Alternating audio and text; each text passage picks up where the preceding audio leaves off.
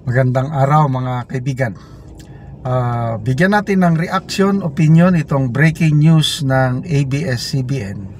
Good news po ito para sa isang bansa, itong ating bansa na nagdurusa dahil sa grabing korupsyon. Okay? So ito, Sandigan Bayan Special 7th Division finds Muntinlupa Mayor Raffy Biason guilty of graft in relation to the misuse of PDAF. Ito yung mga pork barrel nung una eh. The Sandigan Bayan sentenced him to an indeterminate penalty of imprisonment for a minimum period of 6 years, 1 month, and maximum period of 8 years. He was also perpetually disqualified from holding public office. The special court acquits Biason, meanwhile, in committing malversation in his pork barrel case via Job Manahan, ABS-CBN News. Okay, so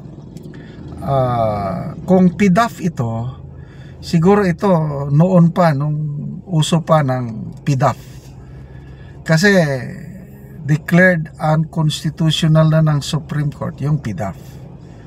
So panandalian na wala ang pork barrel. Ngayon, mapansin nyo, bumabalik na, iba lang ang pangalan, mga insertion na, parang mas matindi na nga eh yung nangyari sa ating 2025 GAA. Grabing kung ilang billion yun, 288 billion ang naisingit. Tapos ang Veneto, mga kakaunti lang. Wala ring kwenta yung veto ng presidente. So again, this is a sign of good news na at least ang ating korte, mga ganyang kaso, mga graft is, although matagal, kailang gumagana. Sana magsilbing leksyon ito sa mga iba pang government o elected officials na hindi kanila yung pera.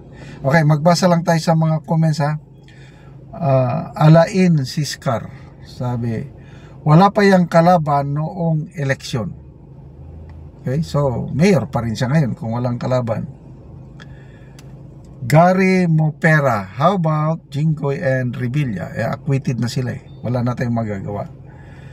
Eugene Pascor Garcia, reading news like this is very satisfying. Yun na nga. At least may papupuntahan yung mga ganyan. Kailangang masakit yung, sino ba yung teacher na kung ilang 5,000 pesos lang atang na-dispal ko na preso, principal ba yun? Samantalang alam naman natin na dami, billions of pesos. Yung magpasalamat na lang tayo at nandyan si Mayor Benji Magalong, yung advocacy niya for good governance, plus yung maisog sina Attorney Vic Rodriguez.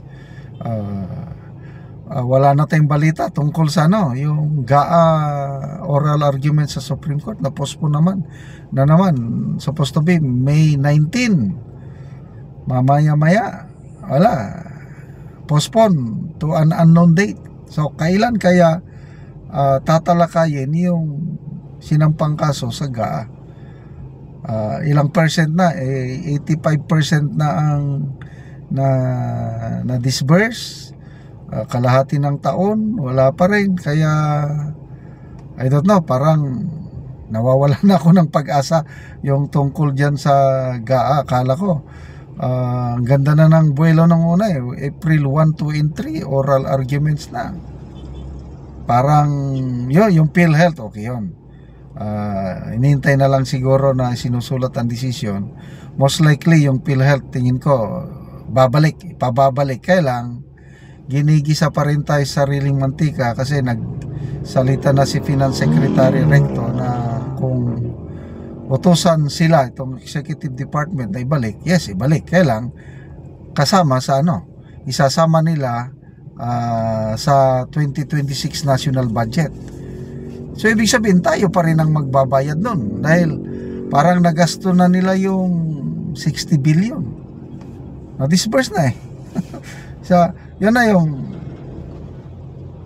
ginigisa tayo sa sariling mantika. Kaya no wonder na ang taong bayan, yun na, nagpakita na ng kapangyarihan. Yun na yung tunay na people power nung eleksyon. Kaya nagising sila sa katotohanan itong administrasyong ito na ang taong bayan, karamihang taong bayan, umaayaw na.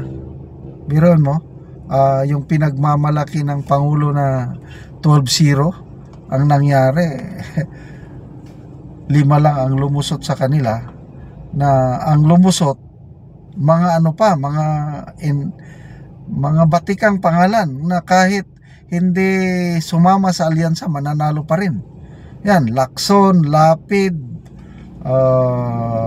Pia Cayetano and Soto, mananalo yan. Kahit hindi sumanib sa alyansa. So ang naipanalo lang nila talaga si Erwin Tulfo, isa lang. 7 nanalo, oposisyon. So ibig sabihin, wala na itong administrasyong ito kasi yun ang rampant ang corruption na wala silang magawa at hanggang salita lang. Reconciliation ko anong klaseng reconciliation? Ang tao na ginamit para sa pagkidnap kay PRRD naribigyan pa ng reward. Ayun, alam mo na, uupo na siya sa next month. So paano magkakaroon ng reconciliation?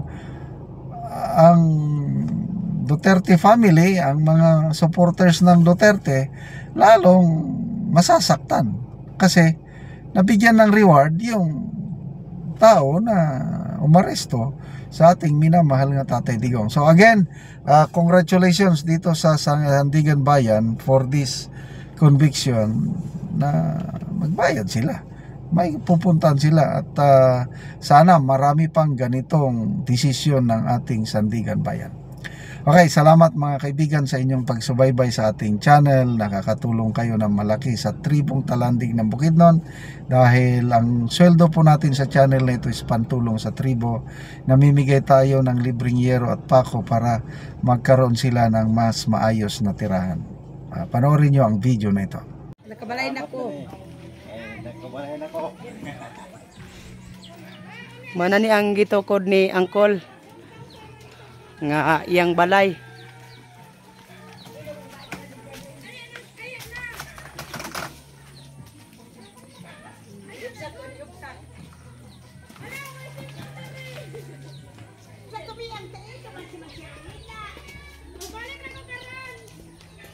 Sige.